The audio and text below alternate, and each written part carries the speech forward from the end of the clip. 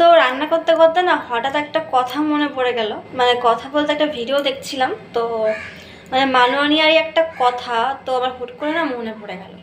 তো মাননীয়া কদিন আগে 2-3 দিন আগে একটা কথা বলেছিল যে খেলা হবে ফাটাফাটি, আর বিজেপির সঙ্গে কী হবে সেটা আপনারা নিজেরাই বসিয়ে নিন, নিজেরাই ঠিক করে নিন।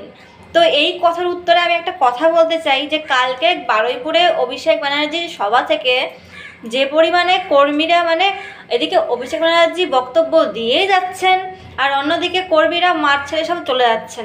এদিকে পুলিশ আটকে রাখছে কর্মীদের, যারা ওখানে অভিষেক ব্যানার্জির প্রতিনিধি হয়ে যারা এসেছিল, যারা তার বক্তব্য শোনার জন্য এসেছিল, তারা দেখি সবাই মাঠ ছেড়ে ছেড়ে চলে যাচ্ছে আর তাদেরকে আটকাচ্ছে পুলিশ। মানে তোমরা মাঠ ছেড়ে যেও না, এমন একটা বিষয়। তো খেলা তো ফাটাফাটি হচ্ছে মাননীয়া, আমরা কিন্তু দেখতে পাচ্ছি যে খেলা ফাটাফাটি হচ্ছে। আর আপনি যে বলছেন বিজেপির সঙ্গে কি হবে, যেটা কথা বলছেন, তো বিজেপির কথা না হয় আমরা পরে আলোচনা কখনো করব।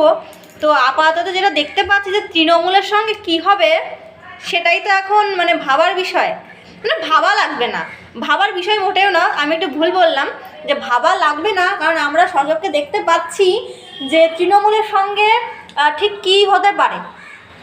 খেলা তো ফাটাফাটি হবে। আপনি যে কথাগুলো বলেন সেটাই তো হয়।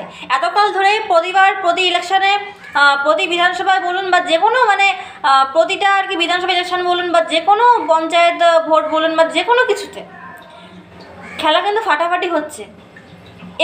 এবারও কিন্তু খেলা ফাটাফাটি হবে, এবং আপনি আগের থেকে ভবিষ্যৎবাণী করে দিয়েছেন যে খেলা ফাটাফাটি হবে, তো খেলা তো ফাটাফাটি হতেই হবে মাননীয়া।